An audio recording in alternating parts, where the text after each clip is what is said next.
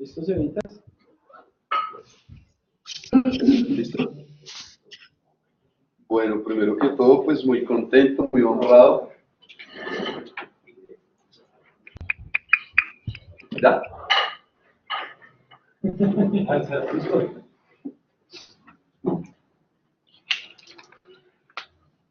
¿Listo? Bueno, muy contento, muy honrado.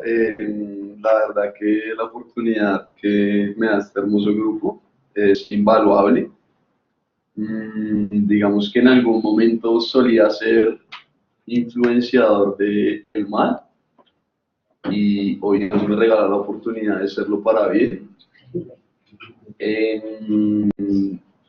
Bueno, el tema es, prometo asumir la responsabilidad, el capítulo 4 de la resolución para hombres, pero antes de esto quiero hacer un paréntesis y como estamos hablando de la resolución para hombres, me puse a ver un poco el video de Javi, de romper las cadenas. Entonces hablaba algo muy importante que decía que pues claramente uno va a ser responsable en la medida que haya visto de su padre. Entonces yo ahí en ese tema lamenté no haber venido hace 8 días porque sí me hubiera gustado hablar. Leí por ahí un versículo que dice que Dios tiene un lugar, no, esto fue un resumen, Dios tiene un lugar especial en su corazón para dos grupos de personas. Unos son los niños sin padre y otros son las viudas.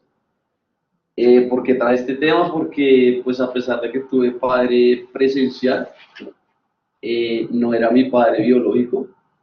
Entonces digamos que siempre me dio pues las cosas materiales y demás cosas, pero emocionalmente no estuvo. Entonces como que el tema de romper esas cadenas me llegó al corazón tremendo, Javi. Te honro al Padre y a ti que te utilizó como instrumento. Entonces como que ese tema este fin de semana me estaba rondando la cabeza. Tuve bastante tiempo para meditar y pues mi conclusión es que así tenía que ser porque así fue la voluntad del Padre para que yo estuviera hoy acá. Gracias le doy por esa situación, gracias le doy por no haber conocido al biológico. Lo bendigo, siempre en oración oro por él. Y partiendo de ese pequeño paréntesis, vamos a empezar a hablar de la primera promesa que traía el libro. Entonces, en ese capítulo decía, dale si quieres en Umbría, encima de Umbría, es que ese es didáctico. Sí, no, está bien, ya, ¿no? Entonces dice, prometo solemnemente ante Dios asumir la plena responsabilidad sobre mi vida, la de mi esposa y la de mis hijos. Esta es una promesa con mucho contenido. Digamos que no solamente se debe remitir uno a asumir la plena responsabilidad de la vida de uno, sino también de la de su esposa y la de sus hijos. En este caso, pues yo soy soltero, pero no lo voy a hacer mucho tiempo, igual que tú tampoco, ni allá, ni Juan David. Nuestras mujeres están aguardando por nosotros, así como nosotros nos estamos guardando, ellas también se están guardando. Así es. Tiene 4 tópicos, uno de ellos es obedecer. Por ahí le escuchaba a un amigo que me decía que él era un buen hijo de Dios porque no pecaba. Entonces estábamos reflexionando y le dije que más allá de no pecar, nuestra labor tenía que ser obedecer. Que obedece uno lo que está escrito en la palabra. Entonces viene una lección de humildad, de reconocer que en nuestras fuerzas no podemos, como lo dice la hojita que les di al final. Hombre es el que reconoce que necesita del Padre, que no es autosuficiente, que así tenga dinero, así tenga poder, así tenga fama, todo se lo debe a su Padre. Está guía en negritas porque pues los que somos padres, los que tenemos ese hermoso privilegio, estamos llamados a ser guía. Entonces uno puede ser guía para bien o para mal. Gloria a Dios que, digamos, en mi caso personal, este grupo me ha servido para direccionarme para bien. Me he rodeado de personas muy valiosas, de amigos de verdad, y el llamado es a ser responsables, porque está el ojo debajo de la responsabilidad, porque es el ojo de Dios, que está en todo momento, en todo lugar. Ser responsable en el tema de los hijos no es solo darles dinero, no es solo estar pendiente de que le hace falta, de si le hace falta ropa, si le hace falta comida. Ser responsable como padre es estar también emocionalmente, es darle amor, un abrazo, una caricia, una palabra de ánimo. A veces uno de papá pasa eso por alto y cree que eso está de más. Y son esos pequeños detalles los que más se graban en la mente de un niño. Y lo digo por experiencia propia. Tienen dos preguntas muy importantes que sería bueno que cada uno contestara. Entonces, la primera es, ¿cuándo fue que te convertiste en hombre? ¿Cuándo creen ustedes que se convirtieron en hombres? Entonces, si alguno quiere participar. Cuando me hice responsable. Por eso, pero ¿cuándo? O sea, ¿En hay que qué decir época? sí, un momento de la vida de uno.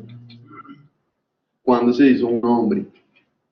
Yo creo que como a los 18 años, A los 18. cuando entré a la universidad, al ejército. Pienso que cuando decidí seguir a Cristian. ¿Tú pagaste servicio? Claro. No parece cierto, ¿En serio? Ah, 6 del 4. Yo creo Contra que, guerrilla urbana. yo creo que yo me hice hombre, como dice mi amigo Edwin, el día en que entendí que definitivamente yo no era que tenía el control de mi vida y aprendí a entender que debo obedecer al Señor, que Dios tenía un propósito distinto al que yo tenía trazado. Ese día es el día en que me convertí en hombre, que fui capaz de verdaderamente agachar la cabeza y reconocer que estaba ¿Y cuántos años tenía? ¿Y a qué edad tenía fue? Sí. 21 años. Estaba en la Excelente. universidad. Bueno, nadie más, Jorgito. Luis y lo gracias. Yo ahora como que reacciono con ese tema porque me llama mucho la atención. Salí de mi casa a los 11 años. Hasta ese momento, mis grandes ambiciones en la vida era estudiar, jugar y rezar. Entonces me mantenía al lado de los cura y eso, que a mi papá no le gustaba. Sí. Y yo sobre todo por estudiar en el seminario de Manizales. ¿Para cura? Entonces, supuestamente iba para cura, ¿no? Nunca, pues ya a esa edad, uno analizaba mucho y no sabía por qué estaba allá, no estaba cumpliendo, estaba recibiendo lo que tanto deseaba. Sobre todo, pues, en ese orden, lo que más hacía era rezar, ya estando allá. Era pues, un seminario,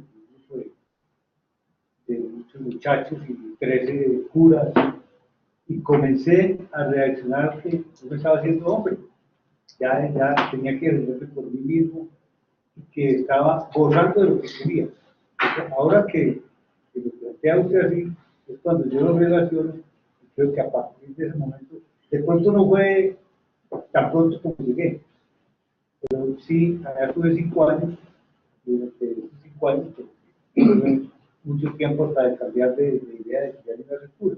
Pero esa era la intención inicial. El momentum.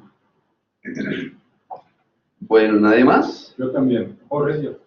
Ah, Jorgito. No, yo pensando cuando llegué del eje cafetero aquí a Bogotá a vivir, mi padre recién, digamos, ellos se divorciaron hace muchos años, pero teníamos como el apoyo financiero de los abuelos. Y llegar acá a Pereira, ya, de acá a Bogotá, implicó que teníamos que trabajar ya. Entonces yo, siendo menor de edad, empecé a trabajar con mi familia y a estudiar en la noche. Entonces ya asumí como esas responsabilidades, ¿sí? Conocer a las mujeres ya no teniendo plata, pues como trabajo tengo plata, entonces ya las viejas, entonces uno ya sabía, ¿cierto? Que es responsable de un embarazo, una vaina de eso. Sí, uno siempre tiene sustos en esa etapa con, ¿sí? Con las nuevas. Claro. Y entonces entender cómo esa situación, ¿no? De que ya yo podía ser papá si me descuidaba, que tenía que proveer económicamente para el hogar, ¿sí? Era algo simbólico, pero había que proveer y que debía cubrir mis gastos, ¿cierto? Entonces es un momento. Sobre los 16, 17 más o menos. Excelente. A mí a los 21 o 22, cuando ya asumí mi responsabilidad y me fui de la casa, que era un padre, madre y 8 hermanos. Cuando decidí irme, asumí esa responsabilidad por mí y de ser hombre, es decir, encontré a la que ahora es mi esposa con 2 hijos, que son 2 hijos putativos, que ya no voy a decir la palabra que cometía con la enseñanza. Y desde ahí entendí esa responsabilidad de ser padre ya, de 22 años con 2 hijos mayores, y asumí esa responsabilidad de ser hombre a los 22, 21, 22. Tremendo. A ver. Venía ahora en el taxi y me quedé hablando con el taxista un poquito. Y siguen las cosas de Dios, ¿no? Yo me hice hombre cuando una persona me hizo abrir la boca y me introdujo una pistola 9 milímetros. Y entonces el tipo me disparaba, bla, bla. Entonces yo escuchaba detonador. Pero no eran unas balas, de pronto se armó una balacera, yo corrí. Yo estaba con la boca abierta, detrás a mis espaldas había una ventana del barrio La Candelaria, una amplia de madera. Y al otro lado de esa ventana quedaba el cuarto de mi madre. Cuando yo entré a la casa, pues corrí al cuarto de mi mamá, y mi madre estaba arrodillada, orando al Señor. Entonces cuando entendí el valor de mi mamá, el valor de la mamá, de la madre, yo me hice hombre. Me hice hombre porque fue una escena tremenda. O sea, yo en el momento que cerré los ojos y el tipo martillaba, me imaginé que pues esto volaba, obviamente las balas rompían el vidrio y parte de mi cabeza caía salpicada en la cama de mi mamá. O sea, eso me lo imaginé yo con los ojos cerrados. Cuando yo entré al cuarto, mi madre estaba arrodillada. Entonces, ese día fue tremendo en mi vida. Y ese día supe de lo que era tener la responsabilidad de valorar a la mamá. Porque yo, pues, un fregado de hombre. Tenía 25 años. No valoraba mi vida ni la vida de nadie. No valoraba, pues, por ejemplo, la maternidad. Y ese día aprendí a ser un Díganos cuenta al final, ¿no? Sigamos. Pues dale ahí Bueno, entonces la Biblia, vamos a hablar de. Hay 2 ejemplos. El primero de la transición a la adultez, tenemos en Lucas, dale.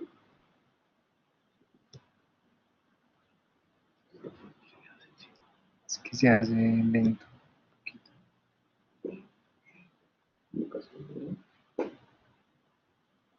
Ay, Lucas 2, del 41 al 47. Ahí. Si alguien lo tiene.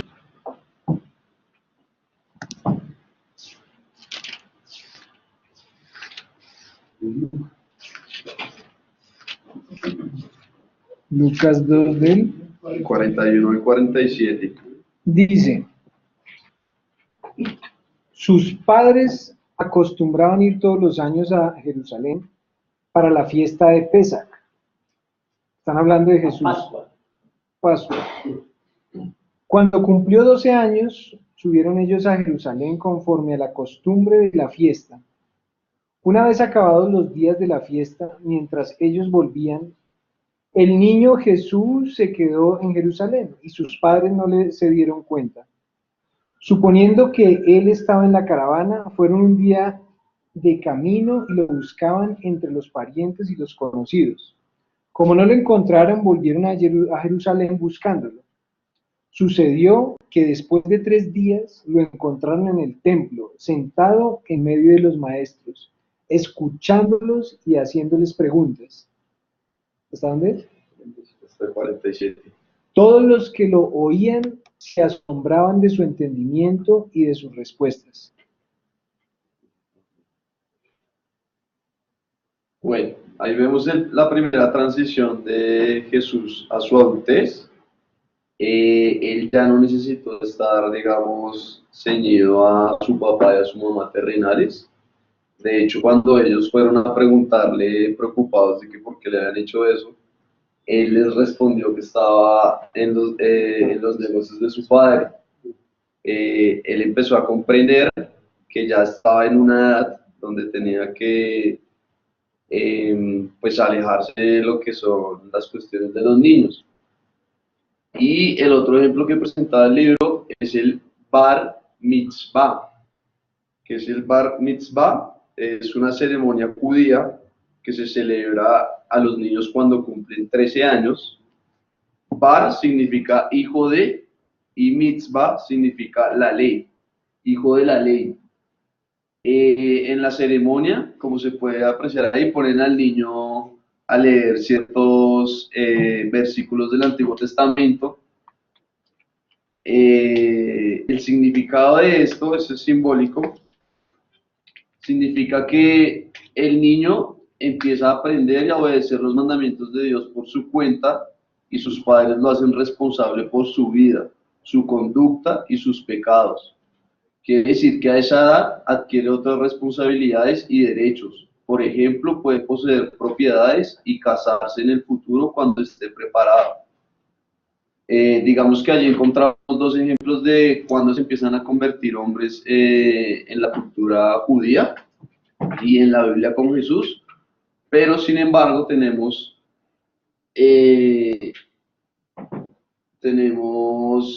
lo que dice Dios en la Biblia, y es a la edad de 20 años. Entonces empezamos con Éxodo 30:14, si alguien lo tiene por ahí. Cualquiera que pasare por la cuenta de 20 años arriba, dará la ofrenda a Jehová. Ahí se refería que desde los 20 años ya estamos en capacidad de ofrendar por nuestras propias, digamos, el fruto de nuestro trabajo, de nuestra labor. Levítico 27:3. Levítico 27:3 dice, aplicará la siguiente escala. Si es un varón de 20 a 60 años de edad, el equivalente es 50 shekels de plata por la pesa del santuario. Ahí se estaba refiriendo a el monto que debían ofrendar desde los 20 a los 60 años. Otra vez Dios vuelve a hacer hincapié en la edad del 20. Seguimos con Números 1:3. Tú y Aarón los registrarán por sus grupos, de la edad de 20 años para arriba, todos los que en Israel sean aptos para portar armas. Nos estaba reconociendo que desde esa edad podían ir a la guerra. Y tenemos Números 14:29. Dice,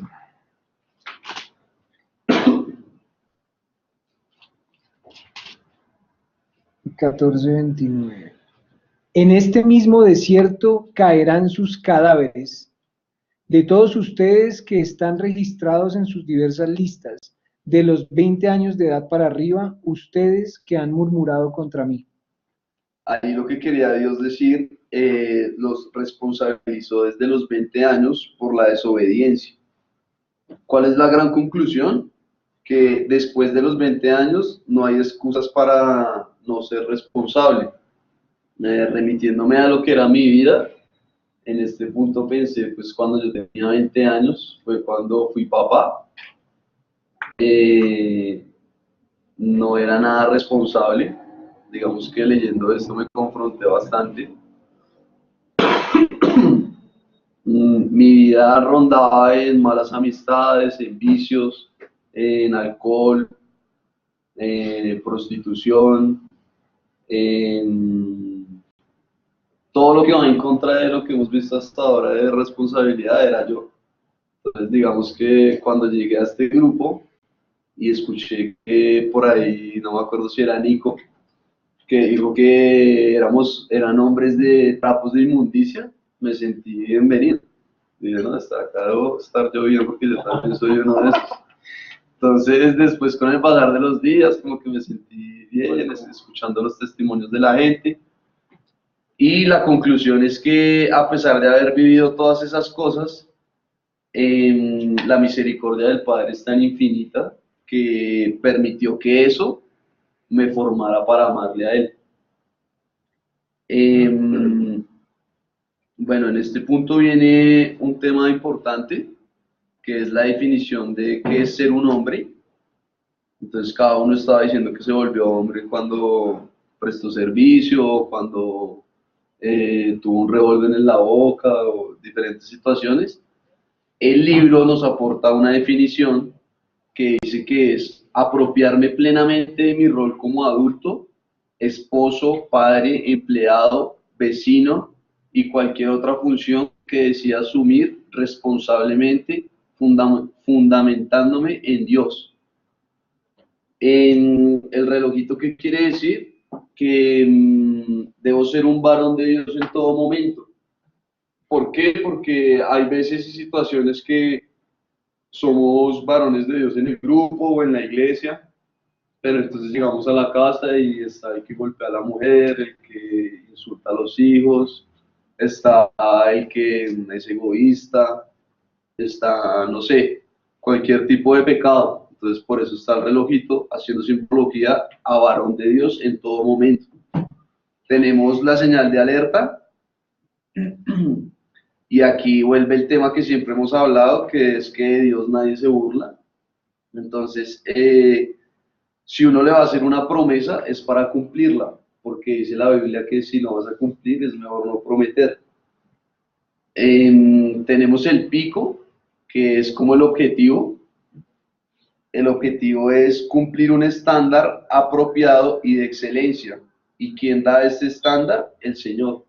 Entonces nosotros debemos ser hombres parecidos a los hombres que quiere el Señor.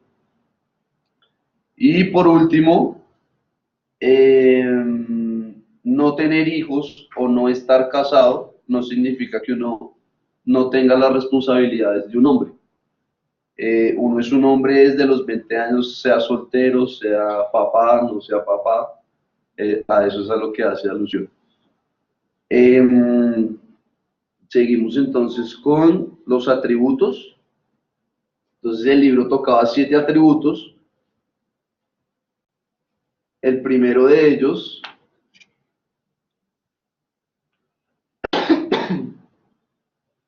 siete atributos para ser un hombre ideal ante los ojos de Dios.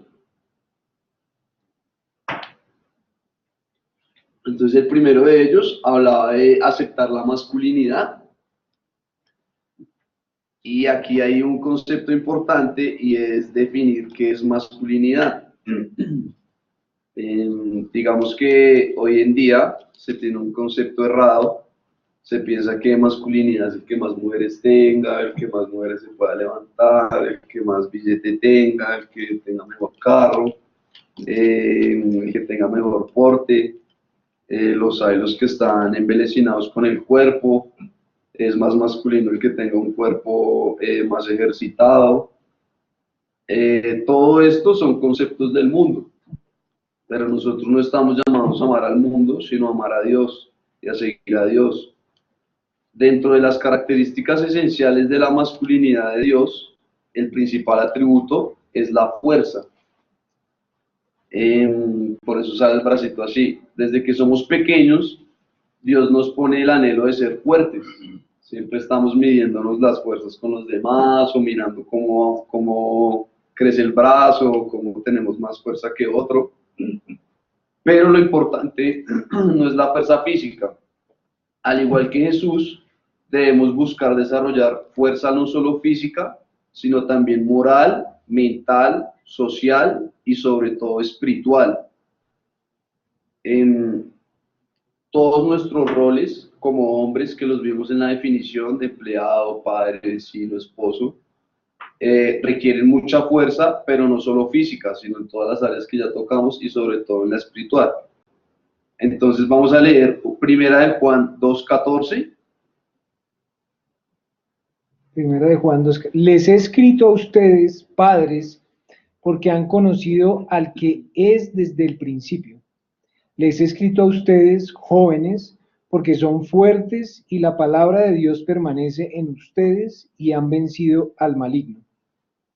Excelente, porque son fuertes y han vencido al maligno. Cuando un hombre toma conciencia de su propia fuerza, es cuando intentará cosas difíciles, cosas que creía imposibles, guiará a su familia, peleará por su país y se atreverá a confrontar el mal. Si un hombre no reconoce la fuerza que Dios le dio, se vuelve un hombre cobarde, un hombre pasivo, un hombre irresponsable y un hombre que se deja guiar por el mundo. Seguimos con Primera de Reyes 2:2. Bien. Primera de Reyes 2:2. Sí. Yo me voy por el camino de todo el mundo. Tú sé fuerte y muéstrate hombre. Ahí le está hablando un padre a un hijo y la conclusión es que la palabra nos exhorta a ser padres, que invitemos a nuestros hijos a vivir como hombres esforzados y valientes.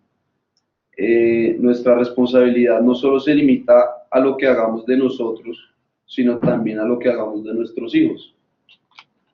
Seguimos con Josué 1:9.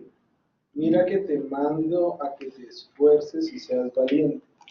No temas ni desmayes, porque Jehová tu Dios estará contigo en donde quiera que vayas. La palabra nos invita a ser fuertes, a esforzarnos ante cualquier situación, siempre dependiendo del Padre. Efesios 6:13. Por tanto, tomad toda la armadura de Dios para que podáis resistir en el día malo y habiendo acabado todo, estar firmes. Excelente, la armadura de Dios. Este punto es muy importante porque muchas veces los hombres nos consideramos fuertes por nuestra misma condición de hombres, siendo que nosotros somos fuertes es por el Padre, si encomendamos nuestro actuar, nuestros pensamientos, nuestras estrategias al Padre. Ahí es donde radica nuestra verdadera fortaleza. Primera de Corintios 16:13. Bueno, muchachos. Velad, estad firmes en la fe, portaos varonilmente y esforzados. Estad firmes en la fe, es lo más importante de este pasaje. Digamos que entregar la vida a Dios no es solo un momento, no es solo un día, no es solo un encuentro, no es solo, no sé, un martes. Entregar la vida a Dios es progresivo, es día a día, es firmeza, es constancia. Como siempre lo hemos visto acá, no es una carrera de 100 metros, sino de resistencia. La fe aumentando cada día, la confianza en el Padre. Entonces a eso hace referencia ese versículo. Ahora vamos a ver la segunda característica de un hombre conforme al perfil de Dios. Y es que el hombre habla y actúa con madurez. Entonces vamos a ver Primera de Corintios 13:11. Nairito. Pasa Nairo. Cuando yo era niño hablaba como niño, Pensaba como niño. razonaba como niño, pero cuando llegué a ser hombre dejé las cosas. Excelente. Entonces aquí podemos ver que ser un hombre también es una decisión. Debe haber la intención de ser un hombre, de dejar de comportarse como un niño, de dejar de quejarse como un niño, de dejar de asumir las responsabilidades como un niño, de que mi padre me solucione, mi madre me solucione. Habla de este pasaje de que si queremos ser hombres debemos cambiar nuestra conducta, debemos dejar atrás las cosas de niño y portarnos a la altura de nuevas responsabilidades. Entonces aquí hay un tema importante y hablaba el libro de los niños adultos. Y fue también confrontante porque yo hacía parte de esos niños adultos. ¿Qué es un niño adulto? Son los hombres que se preparan más para un fin de semana que para la eternidad. Entonces son estos hombres o que yo solía hacer, Viven la vida loca. que vivía uno la vida loca, que pensando que era lo que iba a hacer el fin de semana, que la fiesta, que las viejas, que el trago, que la parranda. Eso es un niño adulto. Los pequeños hombrecitos no asumen compromisos y son dependientes de sus madres, dice el libro. Aquí digamos que me tocó, porque yo fui mucho tiempo un pequeño hombrecito. Yo me dediqué mucho tiempo a pensar y a preparar mis fines de semana.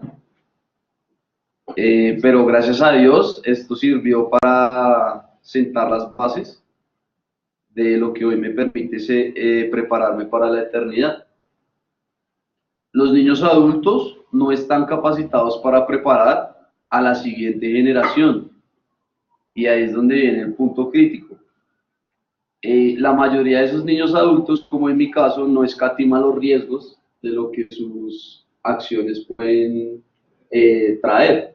Entonces ahí es cuando uno no escatima que puede quedar embarazada la novia, que puede, no sé, salir de un bar y meterse en una pelea y puede un mal golpe matar a alguien, o le puede fracturar a alguien algo, o le pueden a usted apuñalar, o por usted irse a coquetearle a la mujer de al lado le puede pasar un sinfín de cosas.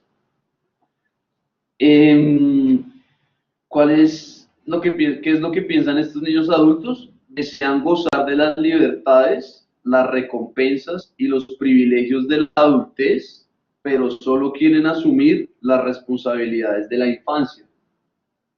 Esta conclusión es clave porque entonces ya no habla solo de jóvenes de 20 años, de 25, sino digamos que se puede encontrar hombres así de cualquier edad. Hombres que le huyen a la responsabilidad de, no sé, de lo que conlleva ser adulto, del trabajo, de ser proveedor.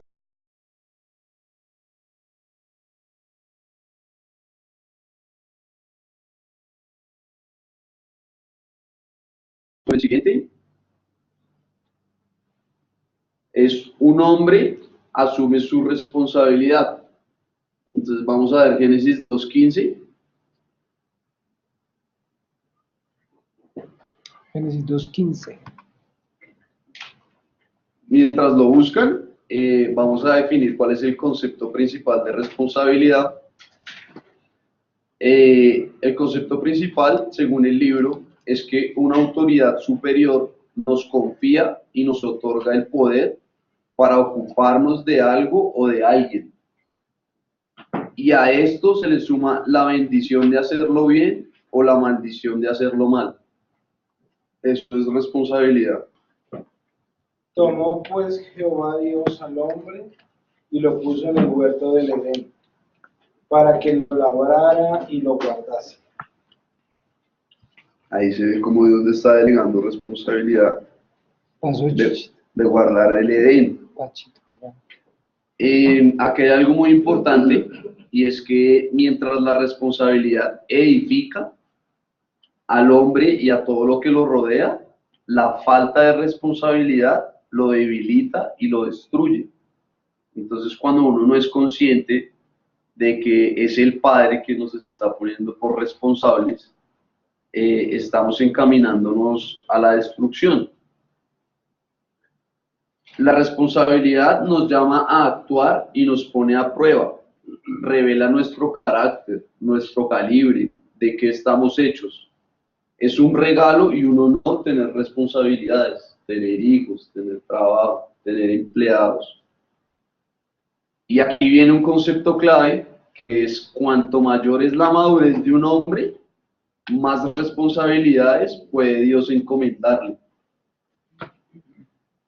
¿Qué quiere decir esto? Que cuanto más maduros seamos para reconocer que somos responsables, que somos cabezas en muchos frentes de nuestras vidas, el Padre se va a encargar de otorgarnos, de regalarnos en su infinita misericordia más responsabilidades, más bendiciones. Vamos a ver Lucas 19, 17.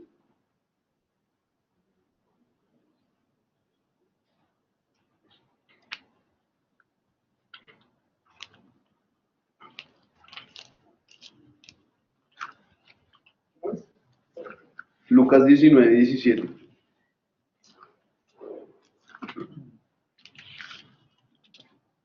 Él le dijo, está bien, buen siervo, por cuanto en lo poco has sido fiel, tendrás autoridad sobre 10 ciudades. Cuando en lo poco has sido fiel, excelente. Entonces, digamos que la mayoría de veces uno piensa que para empezar a recibir bendiciones el Padre le va a dar lo grande, le va a regalar la empresa. No estoy diciendo que no pueda ser posible, pero el Padre casi siempre nos quiere medir en lo pequeño para después ir otorgándonos progresivamente hasta llegar a lo más grande. Porque si no eres fiel en lo pequeño, ¿por qué lo serías en lo grande? Vamos a leer Lucas 16, 10.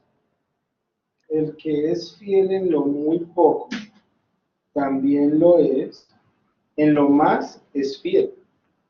Y el que en lo muy poco es injusto, también en lo más es injusto. Que es lo mismo que acabamos de decir. El Padre se encarga de poner este tipo de pruebas para medirnos, ¿cómo se diría vulgarmente? El aceite, de qué estamos hechos.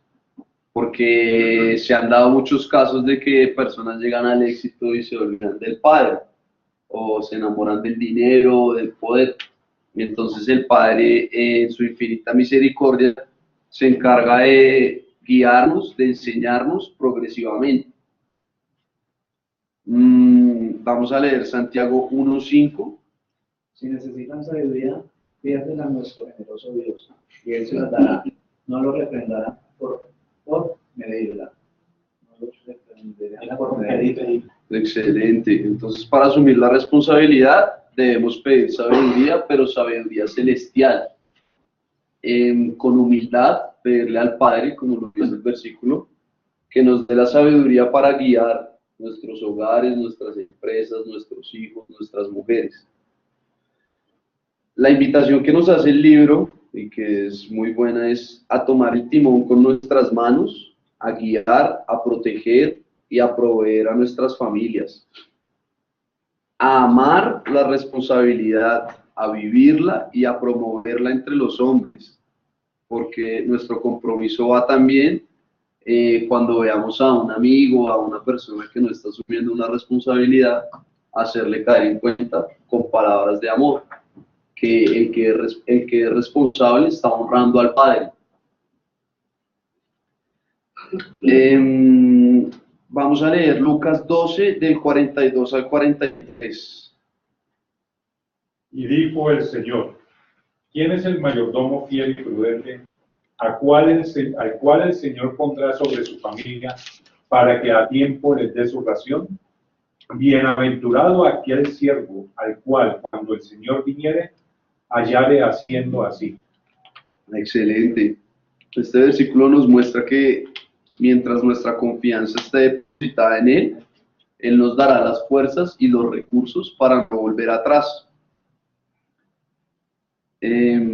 La clave de todos estos versículos es obedecer. Ahora vamos a ver el cuarto atributo, y es: un hombre funciona de manera independiente. Este es uno de los atributos, digamos, más fuertes. Vamos a empezar buscando Génesis 2:24 y Mateo 19:5. Ambos, tanto en el Antiguo Testamento como en el Nuevo Testamento, dicen que el hombre dejará a su padre y a su madre y se unirá a su mujer. En este tema, digamos que hay muchos hombres que no sé, tienen el concepto de que quieren cuidar a su mamá o quieren cuidar a su papá, entonces van dejando pasar los años y ya tienen 40, 45. Y el Padre nos está llamando a ser autónomos, a valernos por nosotros mismos. Si desde los 20 años escribió la palabra que ya podíamos diezmar, significa que él sabía que desde esa edad teníamos las plenas capacidades de trabajar. Ya, Génesis 2:24. Génesis 2:24, ¿quién lo tiene? Tengo Lucas. Esto explica por qué el hombre deja a su padre y a su madre y se une a su esposa, y los dos se convierten en uno solo. Excelente. Y Mateo 19:5. Dice, ¿y qué dijo? Por eso el hombre dejará a su padre y a su madre y se unirá a su esposa y serán los dos una sola carne. Más claro no puede ser. Entonces dice que el hombre debe ser capaz de trabajar, funcionar y vivir sin depender de otro, ni económica, ni espiritual, ni físicamente. Es la premisa de este apartado. Como se puede malinterpretar que solamente se ve de la casa cuando se vaya a casar, para los solteros, decía un apartado ahí también que tiene el mismo significado. Un soltero también puede valerse por sí mismo, sin necesidad de que esté casado. Sin embargo, no hay que menospreciar a los padres. Proverbios 1:8 nos indica el padre que siempre podemos buscar consejo en nuestros padres, por algo los designó padres. Podemos buscar en ellos también apoyo en oración, pero siempre funcionando de manera autónoma. Entonces, Proverbios 1:8. Oye, hijo mío, la instrucción de tu padre y no desprecies la dirección de tu madre. Excelente. Y aquí viene una pequeña conclusión. Aunque Dios usa a nuestras madres en la infancia y a nuestras esposas en el matrimonio para señalar las áreas en las que no estamos cumpliendo, se espera que tú tomes la iniciativa y te adelantes a las necesidades que surjan en tu familia, que es el rol del proveedor. Ahora vamos a ver el quinto atributo, que es un hombre puede liderar una familia con eficacia. Entonces vamos a leer 1 Corintios 7:7.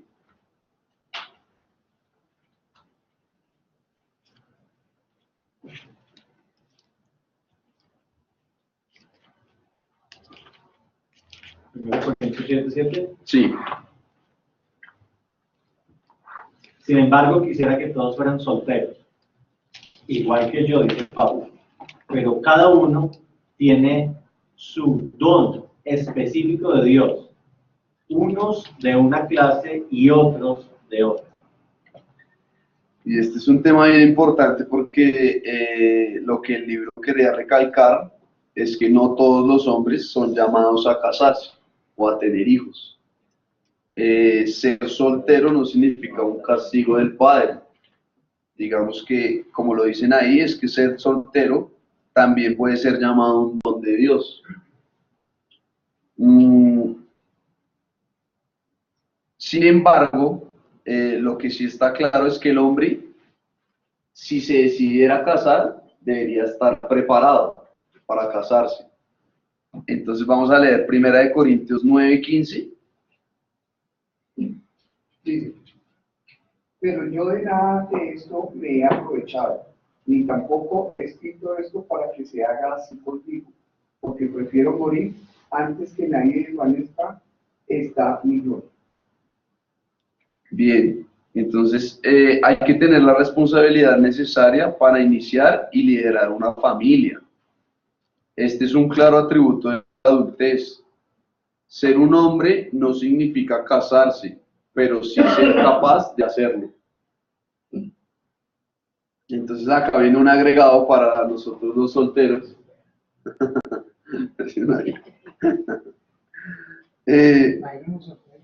No, yo estoy haciendo. Que no mofa. ¿Cuántos solteros?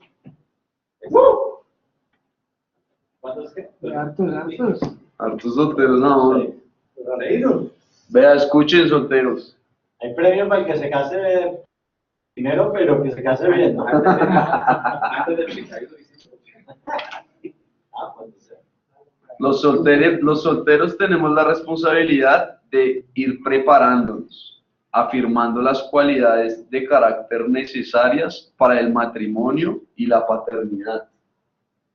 En la medida en que yo me preparo, así se preparará mi esposa. Entonces, digamos que la vara está bien alta. Para los casados, vivir las cualidades a diario con diligencia, las cualidades de un hombre responsable.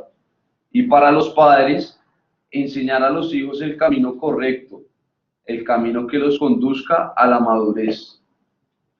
Ay, acá me faltó un apartadito de los solteros. Sí. Nadie, pues los que más dicen hincapié.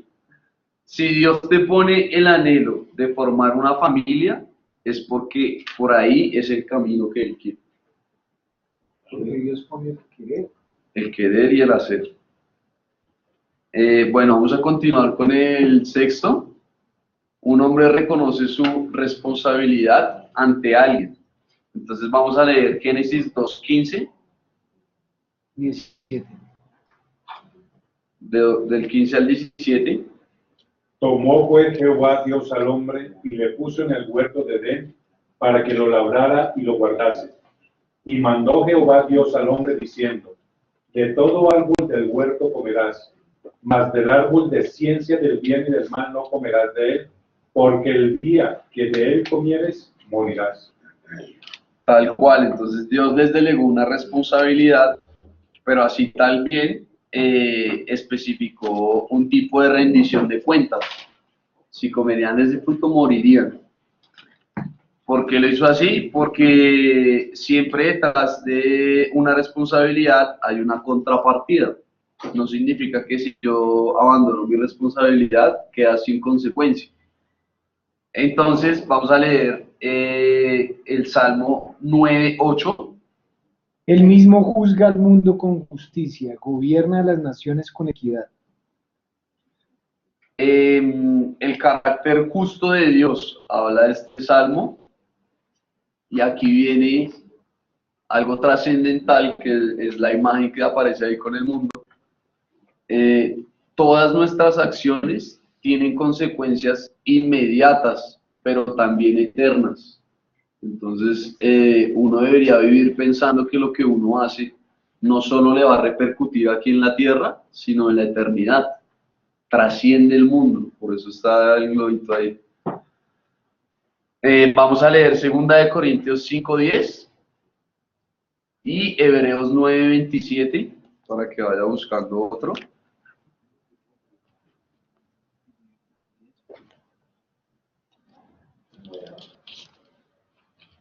Segunda de Corintios 5:10, porque es necesario que todos nosotros comparezcamos ante el tribunal de Cristo, para que cada uno reciba según lo que haya hecho mientras estaba en el cuerpo, sea bueno o sea malo.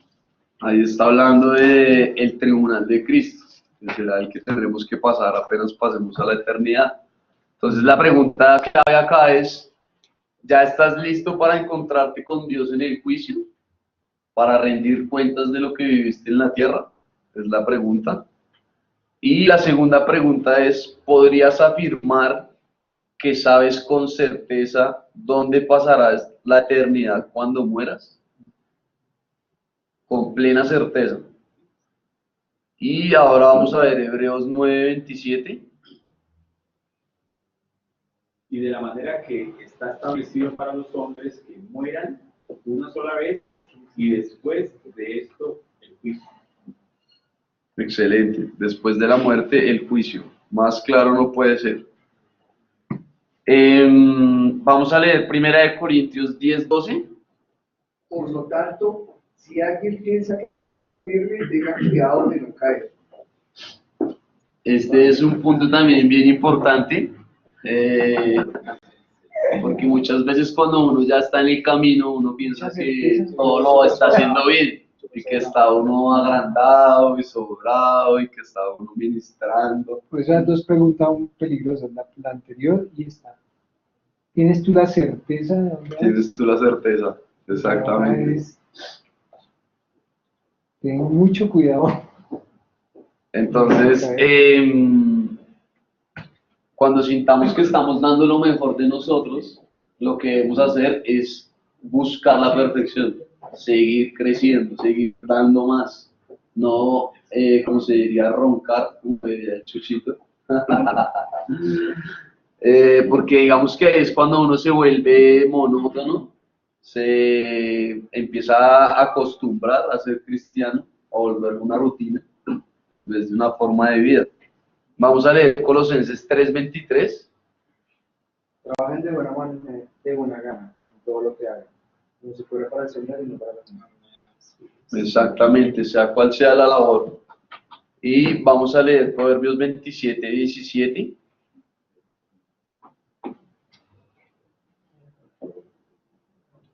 Que es uno de los fundamentos de este grupo. 27:17 Sí, dice, como el hierro se afila con el hierro, así un amigo se afila con su amigo. es uno de los fundamentos porque en este grupo, todos los que ya llevamos un buen tiempo, hemos podido encontrar amigos sinceros, amigos verdaderos que con una llamada o no sé, un WhatsApp, no están hablándole a uno por un interés oculto o por, no sé, un negocio, están hablándole a uno desde el corazón, desde las palabras que pone el Padre. Entonces aquí recuerdo muy bien un día que almorcé con Chuchito y no sé por qué me llegó un mensaje del grupo de la universidad y le conté que ese grupo lo había armado yo, el grupo de WhatsApp.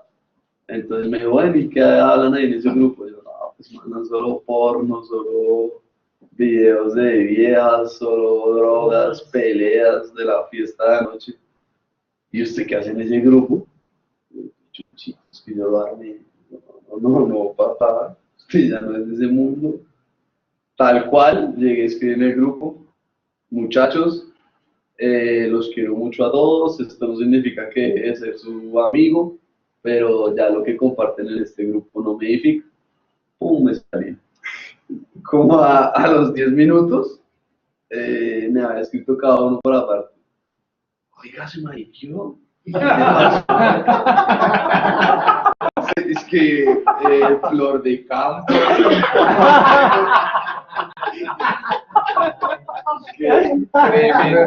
Tremenda lady. Que será que preciso fue en los días del Papa. Sí, que se vio mucho eso del Papa o que lo grabó. No sé, de cosas. Entonces yo simplemente le respondía, no, digamos que eso sirvió para introducirles el tema del Padre. Ahora estoy en otro cuento, ya no me interesan las vidas, ya no me interesa el porno, bla, bla, bla, bla, bla. Bueno, pues allá usted, cristianito. Entonces que igual, Decisiones de la vida. decisiones bravas. Prefiero, ¿cómo es? Prefiero el juicio del hombre por agradar a Dios que el juicio de Dios por agradar al hombre. Excelente, sí. Esa es una buena prueba. Esa es muy fuerte esa Y frase. pues claramente vino la reconvención de que era que ya no quería ser amigo de ellos, y que ya no sé qué, que es la religión que iba a ayudar. Apúntenla, prefiero el juicio Sí, prefiero el de los juicio hombres. del hombre Prefiero el juicio del hombre. por obedecer. por agradarle a Dios Que el juicio de Dios por agradar. que el juicio de Dios por agradarle al hombre. Ahí hay un tema que a mí me llama la atención porque ahora, bueno, ustedes y antes también se daba, pero es el tema de la fuerza del grupo, de la, ¿cómo se llama eso? Grupal, La presión La grupal. presión social. la presión. Entonces, que uno como padre debe estar muy pendiente del niño y de las relaciones y de los grupos que va teniendo para que esa presión grupal pues no lo saque de lo que uno quiere. Y eso, estamos hablando de niños, estamos hablando de niños, de los padres. Pero usted que eso se da en toda la vida de nosotros. Usted que está en los 20, está en esas y se está saliendo del club. Pero yo creo que todos estamos en las mismas. Tenemos un grupito por ahí donde hay algunos presionándonos para buscarle pasando a unos porquerías de esas, y uno sin querer. Y de pronto, como muy también presionado a mantenerse ahí por algún motivo de lo que estar en el grupo, esperando que lo que llega no es lo que uno quiere. Eso le da toda la vida. Entonces, estamos hablando aquí de usted que nos expone la idea a los 20 años de tomar la decisión Muy valiente. como nosotros y que nosotros sean mayores aquí. Estamos en la misma situación. Presiones del grupo. Y vea cómo es el padre que de los que más me mofo, de Florecita y no sé qué, me llamó como a las 2 semanas que si orábamos por la abuelita, que estaba enferma y no sé qué cosas. Bueno, ya lo empiezan a mirar Dios. diferente. Y Dios te va a empezar a dar autoridad frente a esas personas. No, Y esas personas se van a buscar hermanos para bendición. amén. Esa misma situación que tú viviste, yo la viví cuando estaba en la universidad y conocí al Señor. Y le pido a Dios que verdaderamente traiga gente que edifique mi vida. Y tomó la determinación, la sabiduría de apartarme de esas personas. Y tiempo después el Señor me da autoridad para poder hablar a ellos y ellos venían a buscar cómo ser. ¿Sí me entiendes? Entonces, el trabajo de Dios es hermoso y cuando tú eliges a Dios, tú eliges el camino de Dios, hay bendición. Amén. Claro, porque yo también cambié todas mis amistades, mis amigos hoy en día. Así es. Amén. Pero es cierto. Y la que nos falta por vivir, ¿verdad? Nos falta por compartir. ¿O a quién no le ha pasado que tiene todavía un amigo que, o uno de los contactos, que le llega una cadena de cosas de pronto no deseadas, fotografías, pero quiénes o cuántos hemos tenido el valor de decirle a ese amigo, por favor, no me envíe esa clase de comentarios o esa clase de fotografía? Bloqueado. ¿Quién lo ha hecho? Yo tuve que bloquear un Bueno, primo. entonces lo recibo y lo vivimos, porque a mí me ha pasado con frecuencia en los últimos meses. Incluso con primos. Tenía un primo que, pues, ya uno empieza a ver las personas con otra imagen. Empieza uno a ver como que los otros desde la barrera, ¿no? Entonces, ya no, uno, pues, de una manera muy respetuosa le hace saber pues de que uno no comparte ese tipo de cosas. Con un primo que pues, tiene señora, tiene su hija, otro que es el esposo de una prima militar. Yo decía, prima, no le voy a permitir esas cosas. Yo le digo, me manda una imagen y le digo, pues es irrespeto a la mujer. Entonces yo ya no tolero esas cosas. Respeten a la mujer. Y le envío un mensaje como que diciéndole, pues no sé por qué a mi esposa y a mi hija la respeto mucho, no tendría el valor de decir si esto está bien o no. Pero ya con decirle que la respeto, yo creo que el hombre, pues de cierta manera se va a sentir que está equivocado. Entonces empiezo a enviarle unos versículos de la Biblia muy normal y me dice pues que si yo era pastor. Esto ha tenido unas confrontaciones, pero me ha gustado porque lo he manejado. Tampoco me he excedido. He sido, sí, no exceder tampoco el extremo, pero sí hay que reprender, sí hay que ayudar porque esas personas realmente necesitan, porque realmente sí lo contamina, claro. Y yo en mi celular, por revisar, pero no me llega ninguna información que vaya en contra pues, de la voluntad y en contra de hacer las cosas mal. Entonces es la invitación, aprovechar que Sebastián nos da la oportunidad de tocar ese tema y que hagamos esto, porque a eso venimos realmente, a prepararnos, a dejar de cierta manera esos hábitos y no permitir que en nuestro teléfono lleguen ese tipo de comentarios. Tal punto es que el primo mío me pidió disculpas. Eso me mandó un mensaje chantado.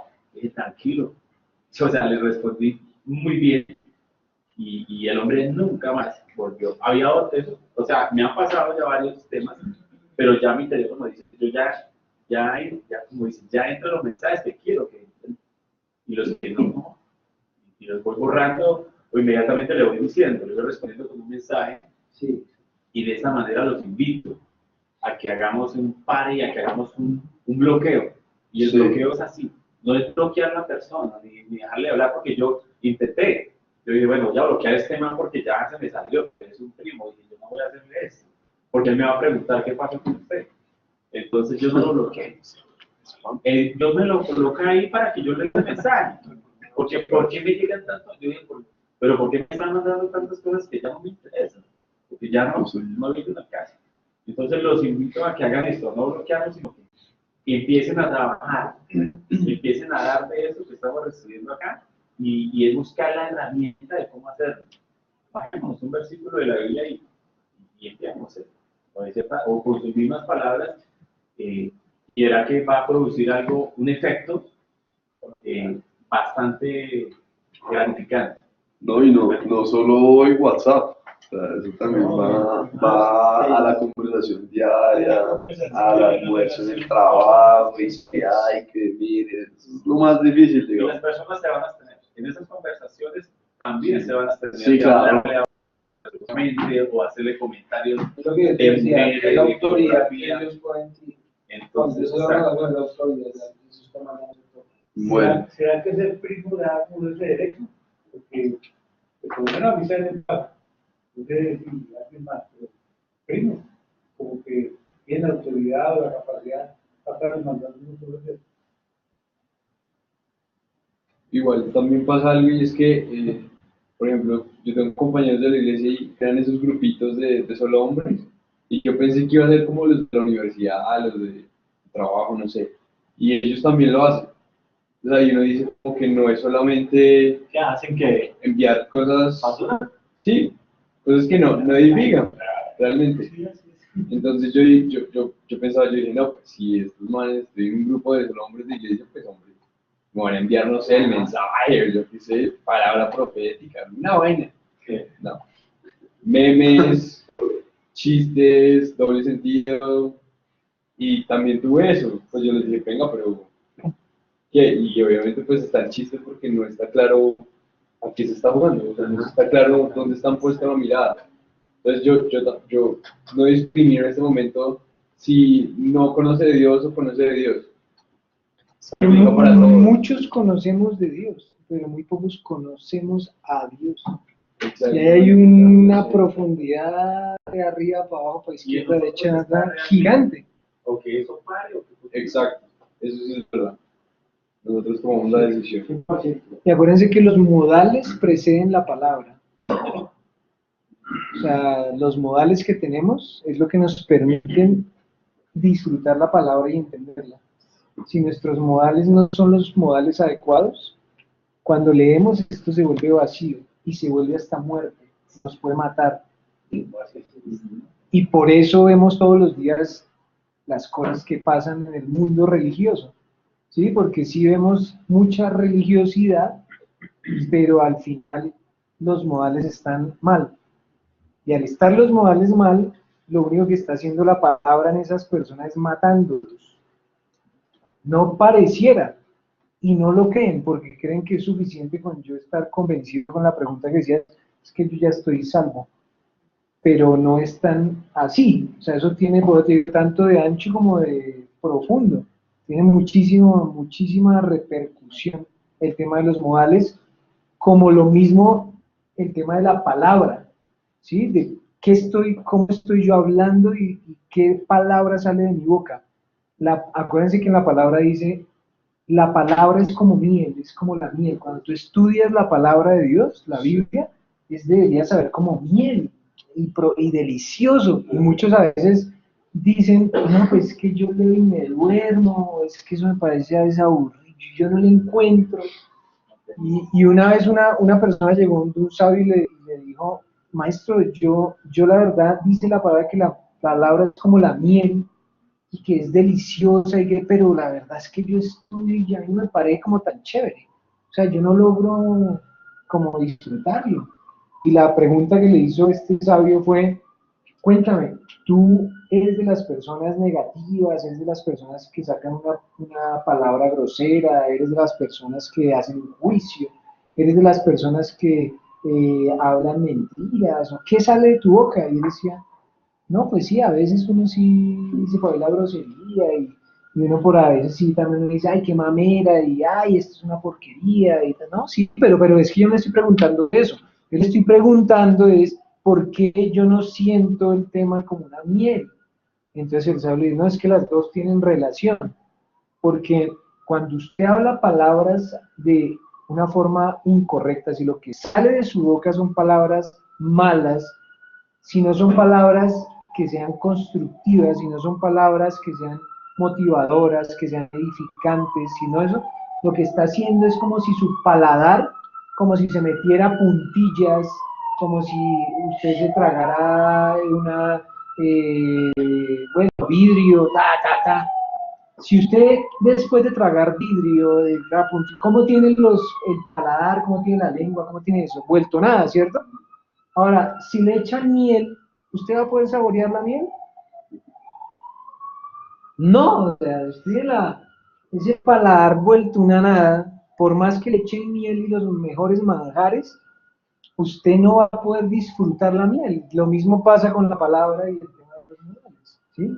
Si tu palabra no es esa buena, edificante, que verdaderamente te tienes de decir cosas que van en contra, entonces cuando tú lees la palabra de Dios, no la vas a disfrutar como una miel. Y eso tiene gran impacto en lo que es la relación con Dios, ¿sí? Es de ese nivel el tema delicado que estamos hablando aquí. Tremendo. Y me escribe en WhatsApp que de la abundancia de tu corazón habla la boca. Sí, así es. Bueno, para culminar, entonces el séptimo atributo es un hombre porta la imagen de Dios. Entonces este es el más importante de todos. Nosotros somos la única creación que tiene el privilegio y el honor de ser realizado a imagen y semejanza del Padre. Entonces allí viene otra pregunta. Ya que somos portadores exclusivos de la imagen del Creador, ¿cómo estás representando a Dios? ¿Cómo lo representas en tus elecciones, en tus palabras, en tus conductas? ¿Cómo lo representas en tu trabajo, en tu familia, con el desconocido, con el que te cierra, con el que te ofende? ¿Cómo lo representas con el que te humilla, con el que te menosprecia?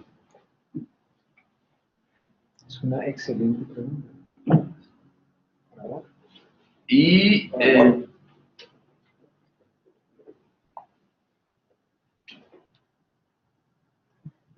para terminar y a manera de resumen, viene la definición bíblica de hombría. ¿Está listo? Sí, definición. ¿No leíste Génesis?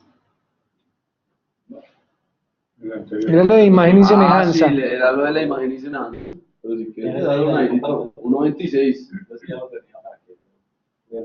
Entonces dijo Dios, hagamos al hombre a nuestra imagen conforme a nuestra semejanza, y señoreo de los peces del mar, en las aves de los cielos, en las bestias en toda la tierra, y todo animal que se arrastra sobre la tierra. Gracias, excelente. Bueno, y la definición bíblica. Siempre y cuando va una coma, es porque está soportado con un pasaje que ahorita al final les voy a decir. Entonces, la primera parte es: un hombre es un adulto varón. Está soportado en Levítico 27:3, que acepta su masculinidad, soportado en 1 Corintios 16:13. Habla y actúa con madurez, 1 Corintios 13:11. Asume la responsabilidad, Génesis 1:26. Funciona independiente, Génesis 2:24.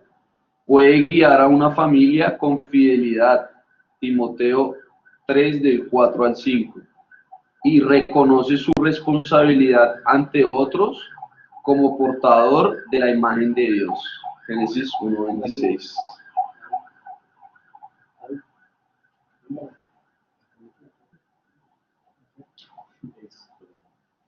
Y esa es la definición bíblica de hombre. ¿Tiene alguna pregunta? Eso fue todo. Bien.